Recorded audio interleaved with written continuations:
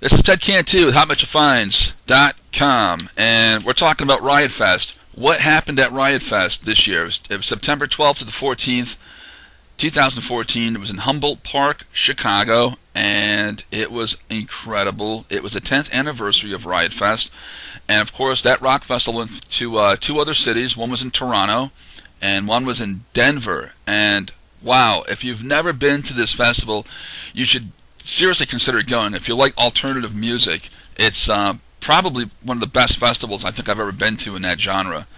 And you would think that Chicago would be completely burned out on festivals, but you know, we had Pitchfork recently, and we also had Lollapalooza, right, over in Grant Park, and there was a lot of bands there, and that was incredible. And that was featured on XM Radio, and but the case was, people still want more, and I think it was the great send-off for the summer, and having these bands come together.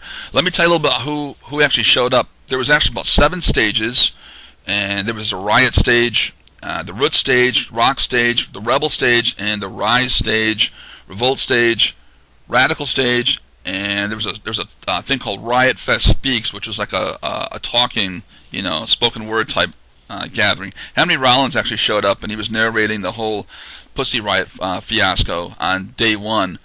And this show was pretty amazing. It kicked off about 3 o'clock, and I was actually there first front line. I got right in, and I walked back, and I didn't know where I was going because it's the first time I actually attended this festival, and I was standing about 10 feet from the stage of the Riot stage, and I was watching Black Joe Lewis and the Honey Bears, and these guys can really wail. If you've never seen these guys play, they're amazing. They're from Austin, Texas, and they have a sound all their own, but it's very very catchy, very bluesy, and very, very ballsy sound. I really, really like watching these guys play. And right after that was Title Fight, right? And these guys are pretty loud and pretty rambunctious, pretty amazing. It was a perfect casting for a band like that to play at this festival. Circa Survive followed right after. I was there for all those 3 shows.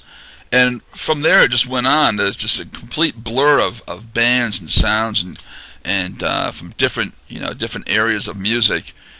Stiff Little Fingers played on day 1. We also had Of Mice and Men, which is really cool. The Offspring, Slayer, Jane's Addiction, Rise Against. There was also Radkey and Red City Radio. And day 2 was really cool. They had Macaulay Culkin, the child actor from way back when, who did the Home Alone movies, and he's got a Velvet Underground tribute band called the Pizza Underground, and this was kind of like slammed by the critics and different types of free journalistic press, as you will. Village Voice, I believe that Village Voice actually said they were booed off stage in Brooklyn, which is the birthplace of the Velvets, and unfortunately they were not well received. But by the time they actually played Riot Fest, people got the joke, they understood the band, and it was a really fun set, and it's actually on YouTube. Somebody recorded it. They were the first band that played on the day 2, and they played at 11:50. I was there for that one. And then from there, amazing bands played. 7 Seconds, Sam Hain, the Dandy Warhols, the Buzzcocks. That was cool. Seeing the Buzzcocks play was amazing. From 1976, and these guys still got it. They have a really fantastic sound, and that was really awesome. Peter Shelley, of course, sounded really great. Steve Diggle still doing his Pete Townsend moves on stage, but they made it look so easy when they played. Television played. That was really, really cool for the New York sound. And Tom Verlaine, and that sound was really, really great way to kind of give us a nice break. Paul Weller, played from Style Council and from the Jam, and he did a really, really great set.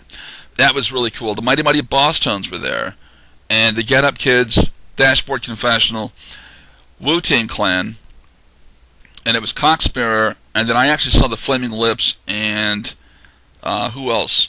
Descendants put on a really amazing show. They came out about 8 o'clock, and they went on to about 10. actually, about 9:30, 10. They did the full album from Milo Goes to College, and they did an extra set on top of that, which is like all their great, classic thrash songs and stuff. Never saw them play before, but that was cool. Day 3 was a really cool day. We had Superchunk, Billy Bragg, who else? We had Andrew WK, Naked Raygun, The Dads, Mineral, Dropkick Murphy. Tegan and Sara came in from California. That was cool. They played in. They played. They went right back home. But that was a great set. Cheap Trick showed up too because they can never turn down a good time, and they're close by. They're like the hometown heroes. And we had Mudhoney. That was really sweet from from way back when, Sub Pop Records. Cheap Trick, of course, played right after that. And Patti Smith had a nice set in between. About 6 o'clock she played. Social Distortion, and you can't say no to them. They were amazing. Primus was great. They had their big blow-up astronaut mascots on stage. So they brought the whole stage set with them. And then here's where the night gets kind of crazy because it was flooded with people. There must have been like 10,000, 20,000 people. I lost count, seriously. There was more people on the last day than there was the whole festival.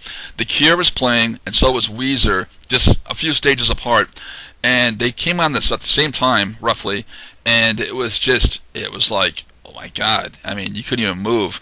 And because of the way the rides were set up, and the stages were set up, people were kind of bottlenecked into certain areas, so there was like traffic jams, and you really couldn't get close to the stage.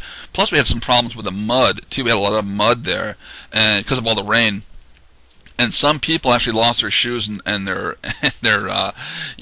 sneakers, and it was kind of funny, but I don't know how they made it through the night without their shoes.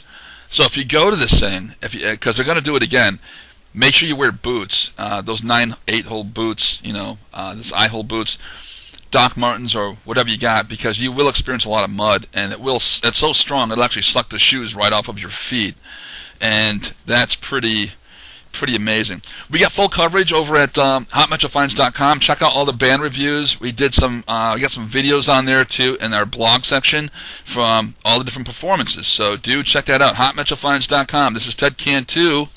Check us out. Thanks.